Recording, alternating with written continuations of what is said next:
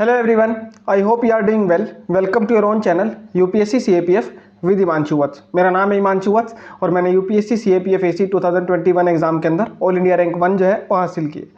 आज की वीडियो काफ़ी एक इंपॉर्टेंट वीडियो होने वाली है क्योंकि काफ़ी सारे टाइम से मैं देख रहा हूँ कि यूट्यूब पे कमेंट बॉक्स के अंदर, इंस्टाग्राम पे और टेलीग्राम पे खासकर काफ़ी सारे लोगों के द्वारा रिक्वेस्ट की जा रही है कि सर हमें इंपॉर्टेंट टॉपिक जो वो बताए जाए।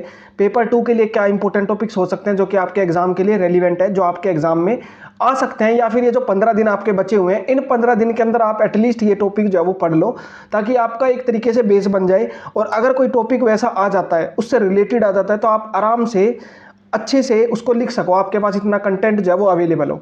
तो आज इस वीडियो के अंदर हम इंपॉर्टेंट ऐसे टॉपिक्स के बारे में बात करेंगे for paper 2 for the UPSC CAPF 2023 exam. अब पहली बात मैं बता दूं यहाँ पर कितने टॉपिक्स होंगे। देखो यहाँ पे मैं 40 से 45 टॉपिक्स मैं आपको बताने की कोशिश करूंगा। अब आप लोग बोलोगे कि सर इतने ज़्यादा क्यों। देखो सिंपल सा लॉजिक समझो, यूपीएससी जो है ना वो एक अनप्रेडिक्टेबल चीज़ है। कोई भी बंदा ना प्रेडिक्ट नहीं कर सकता कितने टॉपिक आएंगे। ऐसे कि केवल 6 टॉपिक आने हैं और कोई आपको 15-20 बता रहा है कि भाई 10-15 टॉपिक्स ये हैं, ये रट लो, इन्हीं में से आ जाएगा। ऐसा नहीं हो सकता। देखो बहुत कम पॉसिबिलिटी है कि 6 टॉपिक्स आ जाएं आपके, और आउट ऑफ 10 से 15 अगर कोई बता रहा है तो। और इसकी प्रोबेबिलिटी मेरे हिसाब से थोड़ी ज़्यादा है, इसकी पॉसिबिलिटी थोड़ी सी ज़्यादा है कि 6 टॉपिक्स आउट ऑफ 40-50 टॉपिक जो है वो आ जाएं। ठीक है, तो इसीलिए मैं आपको 40 से 45 टॉपिक जो है वो बता रहा हूं ताकि आप इन टॉपिक्स को एटलीस्ट पढ़ लो। बहुत ज़्यादा टाइम नहीं लगेगा, एक टॉपिक को पढ़ने में आधे घंटे से लेकर के 40 मिनट लगेगी। आप एक बार ये अगर ठीक तरीके से पढ़ लेते हो तो आपका आराम से सिलेबस जाइए जो मैं टॉपिक्स बता रहा हूँ ये कवर हो जाएगा। बाकी इसका लास्ट में एक बहुत ही सटीक सॉल्यूशन भी बताऊंगा कि कैसे आप ये 40-45 टॉपिक एक ही बारी में बहुत ही आराम से सिंगल सोर्स से पढ़ सकते हो।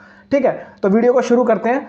सबसे पहले मैं बता दूं आपको कि टॉपिक्स को समझने से पहले थीम जाननी पड़ती है कि कौन कौन सी थीम्स है जिनके ऊपर टॉपिक जो है वो देखने को मिलते हैं। देखो मेरा ये 3 साल का एक्सपीरियंस है। मैंने CAPF 2020 भी रिटर्न क्वालिफाई किया है, 2021 में मेरी ऑल इंडिया रैंक 1 है और 2022 का भी रिटर्न मैंने क्वालिफाई किया है। 22 का इंटरव्यू मुझे देना था, मैं एलिजिबल था। तो जो प्रीवियस ईयर क्वेश्चंस है उनको एनालाइज करके मैंने कुछ थीम्स आइडेंटिफाई करी हैं जो कि आपके CAPF के एग्जाम के अंदर पूछी जाती हैं। तो पहले वो थीम जान लो, फिर उसके बाद आप टॉपिक्स की रेलिवेंस बहुत आराम से समझ जाओगे। देखो सबसे पहला टॉपिक जो इंपॉर्टेंट होता है वो होता है इंटरनल सिक्योरिटी।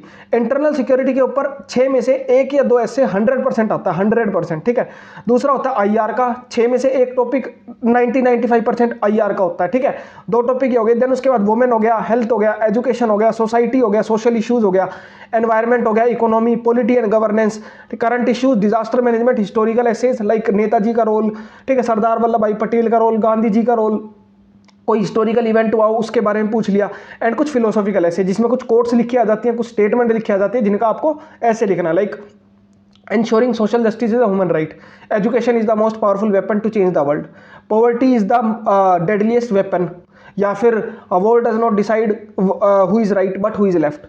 इस तरह के कुछ फिलोसॉफिकल एसेज जो है वो भी आ जाते हैं। तो ये सारी थीम्स हैं जिनके ऊपर आपके ऐसे देखने को मिलते हैं। अब मैं आपको कुछ 40-45 टॉपिक जो है वो बताऊंगा ऐसे के। देखो हो सकता है आपको लगे कि ज़्यादा है, मैं मानता हूँ ज़्यादा लगेंगे, कोई मेरे को बताता मैं भी ज़्यादा बोलता, लेकिन मैं इसका सोल्यूशन भी आपको बता रहा हूँ कि क्या है तरीका जिसके थ्रू आप 40 के 40 से 45 के 45 टॉपिक एक ही जगह पे आराम से पढ़ सकते हो। ठीक है, बाकी आप लोगों को कोई और टॉपिक अगर लगे कि इनके अलावा ये भी हो सकता है तो आप कमेंट बॉक्स में बताना, उसको मैं पिंड कमेंट के अंदर डाल दूँगा ताकि सभी बच्चे और जो भी पढ़ रहे हैं वो भी उनको देख सके। तो वीडियो के अंदर आगे बढ़ने से पहले सबसे पहले रिक्वेस्ट, एक छोटी सी रिक्वेस्ट है कि इस वीडियो को लाइक कर दो, शेयर कर दो अपने सभी फ्रेंड्स के साथ जो कि CAPF की तैयारी कर रहे हैं, एंड इसके साथ साथ जो है आप चैनल को सब्सक्राइब कर दो। देख लो मैं कितनी गर्मी के अंदर बैठा हुआ हूँ, दिल्ली की गर्मी, वो भी जुलाई के अंदर, पंखा बंद करके आप लोगों के लिए वीडियो रिकॉर्ड कर रहा हूँ। सारा शरीर से पसीना टपक रहा है, तो आप समझ सकते हो मेहनत कितनी। मेरे को कोई फर्क नहीं पड़ता, मेरी ऑल इंडिया रैंक 1 आ चुकी है, मैं जॉब भी लग चुकी है मेरे को कोई इतनी चिंता नहीं है। बट ये सब आप लोगों के लिए हो रहा है। अगर आप लोग सब्सक्राइब कर दोगे, लाइक कर दोगे तो कुछ बिगड़ नहीं जाएगा, मेरे को एक मोटिवेशन मिल जाएगी, हाँ चलो अब आर्ग्यूमेंट की भी वीडियो बना देंगे। ठीक है, तो टारगेट रखता हूं इस वीडियो के ऊपर कम से कम 150 लाइक आने चाहिए, तब मैं आर्ग्यूमेंट की वीडियो रिकॉर्ड कर दूंगा। आर्ग्यूमेंट के टॉपिक आइडेंटिफाई कर लिए हैं, रिपोर्ट के भी कर लिए, जब लाइक दोगे उतने 150 लाइक दोगे तो ही जो है मैं अगली वीडियोस जो है वो रिकॉर्ड करूंगा। ठीक है, आगे बढ़ते हैं। सबसे पहला टॉपिक जो है सबसे काफ़ी जो फेमस टॉपिक है जो हर साल देखने को मिलता है, या आता नहीं है एग्जाम में बट 1-2 बार आया भी है, बट हमेशा पोटेंशियल रखता है क्योंकि पिछले काफी टाइम से यूनिफॉर्म सिविल कोड बहुत न्यूज में है। तो यूनिफॉर्म सिविल कोड के ऊपर ऐसे आ सकता है, इसके ऊपर आर्ग्यूमेंट भी आ सकता है। ठीक है, रेडी रहना। देन उसके बाद है इंडिया की इंटरनल सिक्योरिटी। मैंने बोला इंटरनल सिक्योरिटी बहुत इंपॉर्टेंट है, तो उसके ऊपर कौन कौन से थ्रेट्स हैं, ये 2020 में ऐसे डिटो ऐसे आ चुका है। फिर से दोबारा आ सकता है सेम थीम को रखते हुए, लेकिन थोड़ा सा डिफरेंट वे में पूछ लेंगे, क्योंकि नए नए थ्रेट्स भी आ गए हैं, अभी एआई भी आ गया है, ठीक है, चैट जीपीटी आ गया है, तो काफ़ी सारी चीज़ें आ गई हैं, तो वो चीज़ें भी आपसे पूछी जा सकती है। देन उसके बाद role of governor in Indian politics, इसको क्यों इंक्लूड करा, क्योंकि पिछले काफ़ी सारे टाइम के अंदर हमने देखा गवर्नर के डिस्प्यूट्स काफ़ी सारे बड़े हैं, केरला के अंदर बड़ा है, देन तमिलनाडु के अंदर, कर्नाटका के अंदर, तो पूछा जा सकता है जरूर। Then disaster management system in India, पिछले साल के अंदर आपने देखा अर्बन फ्लडिंग हुई, दिल्ली के अंदर फ्लडिंग हुई, देन उसके बाद आपका मोरबी ब्रिज के अंदर कोलैप्स हो गया, देन उसके बाद आपकी ट्रेन एक्सीडेंट हो गई, तो ये डिजास्टर मैनेजमेंट सिस्टम काफी इंपॉर्टेंट है। देन उसके अंदर भी फोर्सेज क्या रोल प्ले करती हैं, ठीक है ये। देन उसके बाद आता है इंपैक्ट ऑफ फॉलिंग रूपी, आपने देखा होगा पिछले एक साल से रूपी कितना ज्यादा गिरता जा रहा है, या आप कह लो डॉलर कितना ज्यादा स्ट्रॉन्ग होता जा रहा है। हमने शायद जहां तक मुझे याद आ रहा है एक साल पहले 77 78 था, अभी 82 83 देख रहे हैं हम, तो उसका इंपैक्ट इंडियन इकोनॉमी पे क्या पड़ रहा है वो भी आपका पूछा जा सकता है। देन उसके बाद इंडिया की स्ट्रेटेजी टू काउंटर चाइना, आपने देखा चाइना के साथ इंडिया के कितने इश्यूज चल रहे हैं, तो ये अलग अलग तरीके से इंडिया चाइना का इंपैक्ट जो है, ये इंडिया चाइना का इशू है, कई तरीके से पूछा जा सकता है। मैंने इसके ऊपर रिपोर्ट भी बनाई है, आर्ग्यूमेंट भी बनाया है और ऐसे भी बनाया है। तो इंडो पैसिफिक को खासकर मैंने बोला, इंडो पैसिफिक की बजाय साउथ ईस्ट एशिया भी पूछा जा सकता था, पूरा वर्ल्ड भी पूछा जा सकता था, तो इंडिया की स्ट्रेटेजी टू काउंटर चाइना, ये थीम ध्यान रखना। देन उसके बाद cyber security infrastructure in India, ये मैंने क्यों डाला, क्योंकि अभी रिसेंटली आपने पढ़ा था एम्स के ऊपर साइबर अटैक हो गया था, मुंबई के अंदर पावर पूरे 7-8 मिनट के लिए कट गई थी, तो साइबर इंफ्रास्ट्रक्चर जो है उसके ऊपर इंप्रूवमेंट की जरूरत है, तो वो चीज। देन अर्बनाइजेशन, ये मैं क्यों पूछ रहा हूं, क्योंकि अर्बन फ्लड्स दिल्ली के अंदर जुलाई के महीने में या हम जून के महीने में देख रहे हैं अर्बन फ्लड्स आ रही है दिल्ली के अंदर, तो उसी से मैंने अर्बनाइजेशन जो है उसको चूज किया। अर्बनाइजेशन की वजह से ही ये फ्लड जो है वो आती है, और अर्बन फ्लड जो है उस टॉपिक को भी मैंने इंक्लूड किया है, अर्बन फ्लडिंग भी आ सकता है।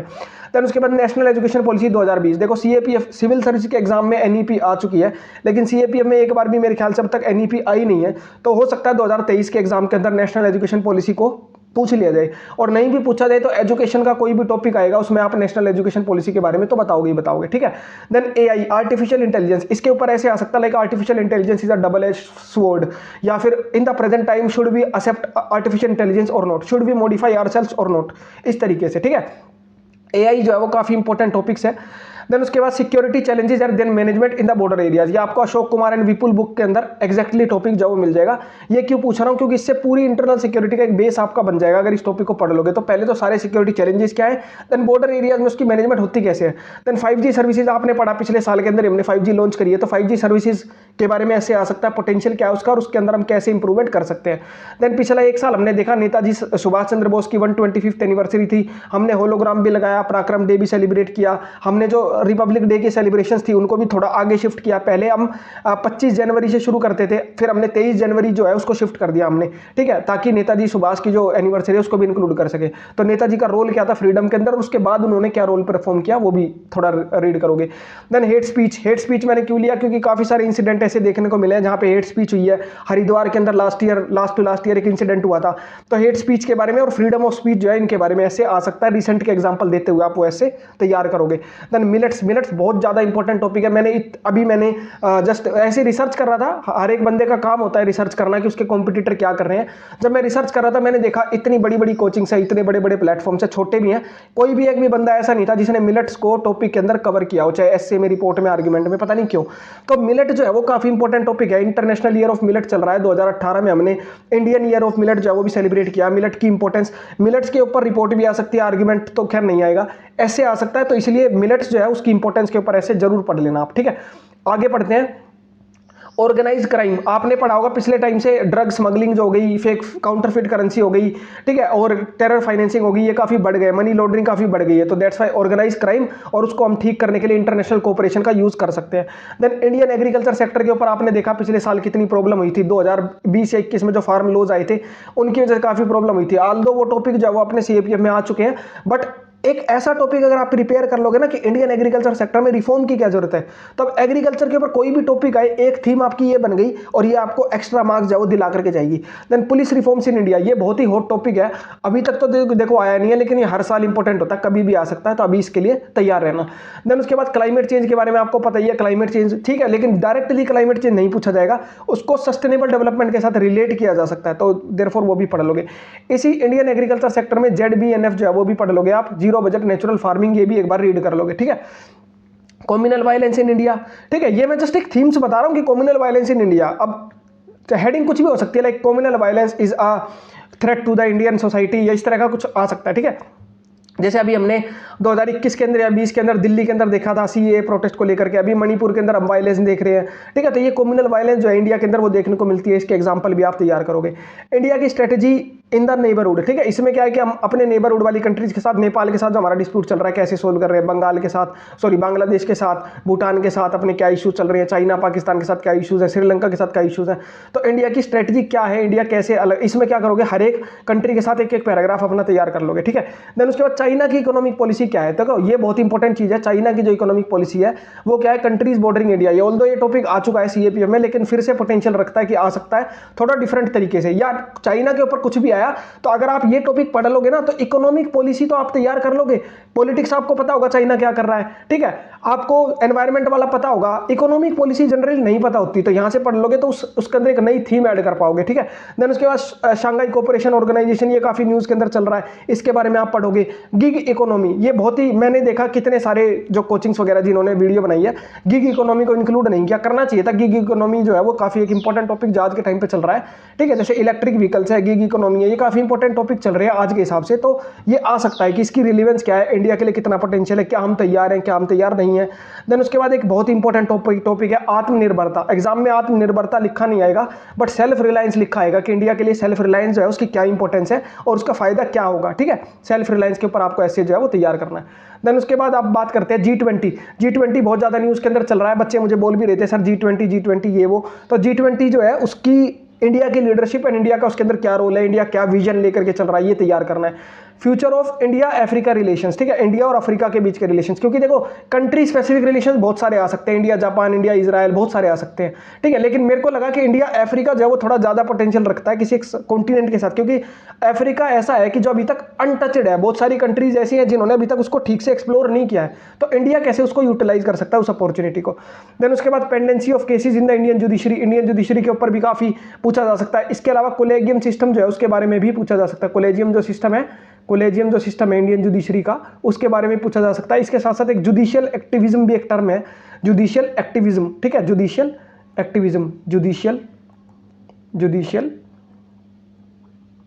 एक्टिविज्म, ठीक है। इसके ऊपर भी आपसे कैसे जो है वो पूछा जा सकता है, तो तैयार रहना।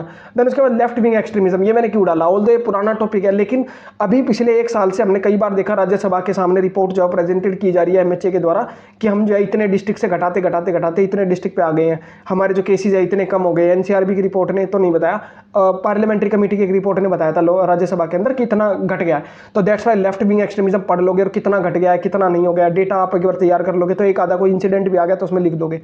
देन उसके बाद यूएनएससी के रिफॉर्म्स, ठीक है, UNSC United nation security council, India के द्वारा कितने टाइम से रिक्वेस्ट की जा रही है कि रिफॉर्म करने की जरूरत है, हमें परमानेंट सीट देने की जरूरत है, तो इसके ऊपर भी ऐसे एक तो आपका बन सकता है। देन एक आता है हेल्थ केयर सिस्टम, इंडिया का जो हेल्थ केयर सिस्टम है वो पेंडेमिक के दौरान बिल्कुल डगमगा गया था, तो कैसे हम उसको इंप्रूव कर सकते हैं, ठीक है, तो स्ट्रेंथन कैसे कर सकते हैं, तो ये भी एक इंपॉर्टेंट टॉपिक है। देन उसके बाद चाइना और पाकिस्तान के बीच की जो अलायंस है वो इंडिया के लिए कैसे थ्रेट है, ये भी आ सकता है। देन माल न्यूट्रिशन काफी एक इंपॉर्टेंट टॉपिक है, अभी ग्लोबल हंगर इंडेक्स रिलीज हुआ था, उसमें बताया गया था कि इंडिया की रैंकिंग जो है वो चाहिए पाकिस्तान से भी खराब है, ठीक है। तो माल न्यूट्रिशन वो तो नहीं पूछा जाएगा पाकिस्तान से क्यों खराब है, बट माल न्यूट्रिशन जो है वो एक मेजर टर्म है, उसके ऊपर आप एक ऐसे तैयार कर सकते हो ताकि हेल्थ के ऊपर कोई भी टॉपिक आए तो माल न्यूट्रिशन के ऊपर आप उसके अंदर डाल सको, ठीक है। अब उसके बाद आती है इलेक्ट्रिक व्हीकल्स। देखो इलेक्ट्रिक व्हीकल्स काफी न्यूज के अंदर चल रहे हैं, तो इलेक्ट्रिक व्हीकल्स क्या है, क्यों जरूरत है, क्या नीड है उनकी, कितना पोटेंशियल है, चैलेंजेस क्या है, तो ये आप तैयार कर लोगे। इंडिया रशिया के रिलेशन बहुत इंपॉर्टेंट है, न्यूज के अंदर चल रहे हैं अभी सबसे ज्यादा मेरे हिसाब से जो है वो इंडिया चाइना, इंडिया रशिया और इंडिया यूएसए, ये तीन है काम के, बाकी तो फिर कुछ भी पूछा जा सकता है, यूपीएससी की कोई हद नहीं है, ठीक है, कोई लिमिट नहीं है बेसिकली कहाँ तक पूछ सकते हैं। देन उसके बाद कोस्टल सिक्योरिटी, क्योंकि हमने कई इंसिडेंट देखे हैं जहाँ पे साइक्लोन वगैरह आ रही है, उसकी वजह से तोड़फोड़ हो रही है, या फिर कोई अटैक जो है वो सी के थ्रू बेसिकली हो गया, या फिर पायरेसी हो गई, तो कोस्टल सिक्योरिटी क्या है, क्यों उसकी इंपॉर्टेंस है, इंडिया के लिए क्या इंपॉर्टेंस है वो बताओगे, ठीक है। मैंने अभी बताया इंडिया रशिया के रिलेशन है, देन इसके साथ साथ इंडिया यूएसए के रिलेशन जो है वो भी काफी इंपॉर्टेंट है, और उन रिलेशन के बीच में चैलेंजेस क्या है, तो इन दोनों टॉपिक को आप रिलेट कर सकते हो आपस में कि इंडिया रशिया के रिलेशन में चैलेंज है यूएसए और इंडिया यूएस के रिलेशन में चैलेंज है रशिया। देन उसके बाद रशिया यूक्रेन वॉर, इसके ऊपर अभी तक कोई भी टॉपिक जो है वो नहीं आया, ऐसे नहीं आया, तो मेरे हिसाब से ये टॉपिक आ सकता है। रिपोर्ट भी आ सकती है कि 1 साल कंप्लीट हो गया उसके ऊपर भी रिपोर्ट आ सकती है, या फिर रशिया यूक्रेन वॉर जो है उसका इंपैक्ट क्या पड़ा ऑल ओवर द वर्ल्ड और इंडिया उससे क्या सीख सकता है, ये भी आ सकता है। देन वुमेन एम्पावरमेंट, आपको पता है बहुत ही हॉट टॉपिक है, तो क्या है वुमेन एम्पावरमेंट, उसके चैलेंजेस क्या है, क्या प्रोस्पेक्ट है, कैसे बढ़ा सकते हैं। क्रिप्टो करेंसी बहुत ज़्यादा न्यूज़ के अंदर है। क्रिप्टो करेंसी के साथ साथ एक और टर्म है ई रूपी या फिर central bank digital currency, central bank digital currency. इन तीनों टॉपिक में सिमिलर ही है, एक तरीके से सिमिलर ही है, कोई सा भी एक आ गया, बाकी दो के बारे में तो आप बताओगे, तो एक बार इनके बारे में भी पढ़ लोगे, ठीक है। Privatisation of education system in India, higher education भी पूछ सकते हैं, पूरा एजुकेशन सिस्टम जो है वो भी पूछ सकते हैं, तो ये भी काफी एक इंपॉर्टेंट टॉपिक जो है वो आपका हो जाता है। देन उसके बाद आपके अगले जो टॉपिक्स हैं वो आपके हैं डिफेंस मैन्युफैक्चरिंग इन इंडिया। आपने देखा कितने टाइम से इंडिया जो है डिफेंस मैन्युफैक्चरिंग अपनी बढ़ा रहा है, तेजस खुद बना रहा है। देन इसके अलावा और भी कई सारी मिसाइल्स हैं, नाग मिसाइल्स हैं, और इसके अलावा अग्नि मिसाइल्स हैं, ब्रह्मोस मिसाइल्स हैं, इंडिया बेच रहा है दूसरी कंट्रीज को। तो वो डिफेंस मैन्युफैक्चरिंग की क्या इंपॉर्टेंस है, कितना इंडिया वहां से अर्न कर रहा है, कितनी उसके अंदर पोटेंशियल है। और देन उसके बाद एक लास्ट टॉपिक और फेक न्यूज़, फेक न्यूज़ जो है वो क्या इंपैक्ट डाल रही है, कैसे हम इसको कवर कर सकते हैं। तो ये ओवरऑल मेरे हिसाब से 40-45 टॉपिक्स थे जो कि पेपर 2 के लिए, एसए के लिए आपके लिए यूजफुल होंगे। बट अब इसका मतलब ये नहीं है कि सिर्फ एसए में आएंगे, ये आर्ग्यूमेंट में भी आ सकते हैं और इनमें से कोई एक आधा रिपोर्ट भी पूछा जा सकता है, ठीक है। तो मैं लास्ट में आपको बता दूं कि ये एक एग्जॉस्टिव लिस्ट नहीं है। इसका मतलब ये है कि ये जितने टॉपिक्स मैंने बताए, टॉपिक्स और भी हो सकते हैं, और भी बहुत ज्यादा आ सकते हैं, लेकिन ये जो लिस्ट के अंदर मैंने जो टॉपिक बताए ना, हर एक टॉपिक जो है वो एक पोटेंशियल टॉपिक है इस लिस्ट के अंदर।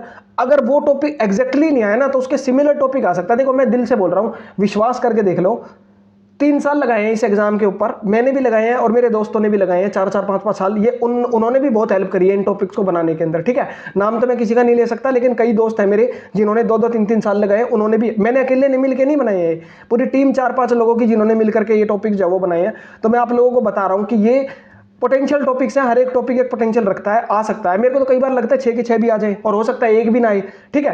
तो इसलिए मैं बोल रहा हूँ ये एग्जॉस्टिव लिस्ट नहीं है, बट ये टॉपिक्स काफी ज्यादा इंपॉर्टेंट है, और अगर आपको लगते हो तो वो भी आप पढ़ सकते हो, और आप कमेंट बॉक्स के अंदर बता सकते हो सर ये भी एक इंपॉर्टेंट टॉपिक है जो आ सकता है। उसको मैं क्या करूंगा, लिख करके कमेंट बॉक्स में पिन कर दूंगा, ताकि जो भी और कोई बंदा इस वीडियो को देखेगा उसको समझ में आ जाएगा, ठीक है। अब लास्ट लाइन बेसिकली वही होगी कि हम यूपीएससी को प्रेडिक्ट नहीं कर सकते, और ये सच्चाई है, ये एक यूनिवर्सल ट्रूथ है कि यूपीएससी को हम प्रेडिक्ट नहीं कर सकते। आने को 6 के 6 टॉपिक भी आ सकते हैं, आने को एक भी टॉपिक ना है, ठीक है। लेकिन आप ये जो 45 टॉपिक्स है, अगर इनको आप सही तरीके से रिवाइज कर लोगे, आपका काम जो वो हो जाएगा। अब बात आती है कि आप ये 45 टॉपिक जो 15 दिन के अंदर करोगे कैसे। 45 तो मैंने ये बता दिए, 30-35 आर्ग्यूमेंट भी होंगे, 30-35 रिपोर्ट भी होंगी, कैसे करोगे उन सारे टॉपिक्स को। तो उसका बहुत ही सिंपल सोल्यूशन देखो मैं आपको बता रहा हूँ, 2 सोल्यूशन है। एक तो सोल्यूशन ये है कि आप बैठो, हर एक टॉपिक के ऊपर सर्च करो गूगल पे, उसको पढ़ो, 1 आर्टिकल पढ़ लिया, 2 आर्टिकल पढ़ लिया, 3 आर्टिकल पढ़ लिया, अच्छा खासा कंटेंट बन गया, उसके नोट्स बना लिए और एग्जाम के अंदर जाकर के दे आए। दूसरा, नोट्स नहीं बना सकते तो नोट्स मत बनाओ, डायरेक्ट पढ़ लिया और जितना याद कर सकते कर लिया और एग्जाम के अंदर दे आए। इससे बेटर एक और सॉल्यूशन जो मेरे पास है वो ये है कि ये जो 45 टॉपिक्स हैं एसए के, इसके अलावा रिपोर्ट के भी 30-35 दूंगा और आर्ग्यूमेंट के भी 30-35 दूंगा। इन सबको मिला करके मैंने 115 पेज की 115 टॉपिक्स की एक पीडीएफ जो वो बनाई है, जिसके अंदर मैंने डिटेल में इनके सॉल्यूशन बनाए हैं, proper introduction body conclusion format के अंदर, with quotes, with data, with examples. Even जो वर्ड्स हैं, इंपॉर्टेंट कीवर्ड्स हैं ना पूरे ऐसे में, रिपोर्ट में, आर्गुमेंट, उनको हाईलाइट भी किया है विद सोर्सेज। अच्छे तरीके से मैंने वो जो पीडीएफ है वो बनाई है, टोटल 340 पेज की वो पीडीएफ है। आप खुद सोच लो, ये 45 टॉपिक में से आप 25 भी पढ़ोगे ना तो भी आपको एक टॉपिक के लिए एटलीस्ट दो आर्टिकल्स पढ़ने पड़ेंगे, तो आपका कितना टाइम लगेगा। और मैंने उस टॉपिक को सिंगल एक ऐसे के अंदर उतार दिया, 3 पेज के अंदर। आपको सिंपल उसको पढ़ना है, पढ़ने के बाद उसका इतना हाफ पेज का शॉर्ट नोट जो बना लेना है, हाफ पेज या हाफ पेज से थोड़ा सा ज़्यादा हर एक टॉपिक का। अगर मैंने 340 पेज की पीडीएफ बनाई है, डेली के अगर 10-15 पेज भी कवर करोगे या डेली के अगर 20 पेज भी कवर करोगे तो 15 दिन के अंदर पूरी पीडीएफ जो आपकी खत्म हो जाएगी, ठीक है। और डेली के 20 पेज का मतलब क्या है, डेली के 20 पेज का मतलब है कि आप डेली के 4 से 5 टॉपिक जो वो पढ़ रहे हो, ठीक है। तो ये आप कवर कर सकते हो। तो इसको आप अगर एक्सेस करना चाहते हो तो ये उसके बारे में सारी डिटेल्स हैं कि वो है क्या चीज़। 115 टॉपिक्स हैं जो मैंने इसके अंदर कवर किए हैं टोटल, ठीक है। और 90 जो टॉपिक मैं इस लिस्ट के अंदर यहां पे बता रहा हूं, 90-95% टॉपिक यही है। 4-5 मैंने एक्स्ट्रा भी डाल दिए हैं इस लिस्ट के अंदर जो कि इंपॉर्टेंट है, उधर मैंने कवर नहीं किए हैं, ठीक है। तो इसमें स्टैटिक भी है, करंट भी है, बाकी इंपॉर्टेंट पीवाईक्यूज वगैरह भी इंक्लूड किए, थीम्स वगैरह, कोट्स वगैरह, डेटा फैक्ट सब इंक्लूडेड है, हाईलाइटेड है, कोट्स भी हैं, सारी चीजें। फीस कितनी है इसकी फीस जो करंट फीस है केवल 499 रुपीज है। अगर आपको किसी को भी इसको परचेज करना है तो आप कमेंट बॉक्स के अंदर, कमेंट बॉक्स में तो नहीं, आप मुझे टेलीग्राम पे कॉन्टैक्ट कर सकते हो। टेलीग्राम का मेरा चैनल का जो लिंक है वो डिस्क्रिप्शन बॉक्स में है, और उसके साथ साथ आप जो है वहां से मेरे को एक्सेस करके इसको परचेज कर सकते हो अगर आप चाहते हो तो। अपनी वो देखो, आपका मेरा काम है आपका काम आसान करना, ठीक है। मुझे कोई फर्क नहीं पड़ेगा अगर 10 लोग ना खरीदे, मुझे उससे फर्क नहीं पड़ेगा, लेकिन आपका काम आसान हो जाएगा, वो आपकी मर्जी है, आप करना चाहते तो कर सकते हो, ठीक है। बाकी अब आप बताओ, आपको ऐसे ही आर्ग्यूमेंट और रिपोर्ट के भी टॉपिक्स चाहिए, इंपॉर्टेंट टॉपिक्स, ठीक है, तो बताना। इस वीडियो के ऊपर 150 लाइक्स कम से कम आने चाहिए। अगर इसके ऊपर 150 लाइक आ जाते हैं तो मैं वो काम करूंगा, अदरवाइज नहीं करूंगा। इसके अलावा मैं एक वीडियो और सोच रहा हूं कि पेपर 2 को अटेम्प्ट कैसे करना है, मतलब शुरू से लेकर के आखिरी तक पेपर 2 को अटेम्प्ट कैसे करना है। पहले ऐसे लिखने हैं, पहले आर्ग्यूमेंट करना है, पहले ग्रामर करनी है, या पहले प्रीसी करना है, कैसे करना है, किस तरीके से 3 घंटे के अंदर टाइम को डिवाइड करके उस पेपर को कंप्लीट करना है। अगर इस स्ट्रेटजी के ऊपर वीडियो चाहिए तो जल्द से जल्द बताना कमेंट बॉक्स के अंदर, ठीक है। तो अगर ज़्यादा कमेंट इस चीज़ के ऊपर भी आएंगी तो मैं उसके ऊपर भी वीडियो बनाऊंगा, क्योंकि मैं बहुत ही सेलेक्टिवली वीडियो बना सकता हूं, मेरे पास बहुत कम टाइम है, आपके पास भी बहुत कम है, इसलिए जो इंपॉर्टेंट हो केवल उसी के बारे में बताना।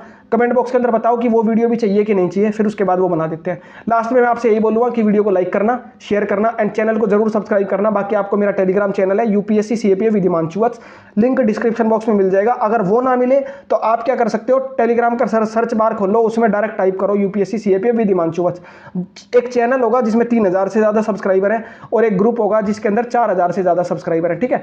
ग्रुप के अंदर 4000 से ज्यादा सब्सक्राइबर है। मैं कहूंगा टेलीग्राम चैनल जो है वो ज्वाइन करना, और वहां पे सारी इंफॉर्मेशन आपको मिल जाएगी, ठीक है। तो ठीक है, फिर लाइक करना, शेयर करना, चैनल को सब्सक्राइब करना। मिलते हैं नेक्स्ट वीडियो के अंदर। Thank you so much, thanks for watching it, have a nice day.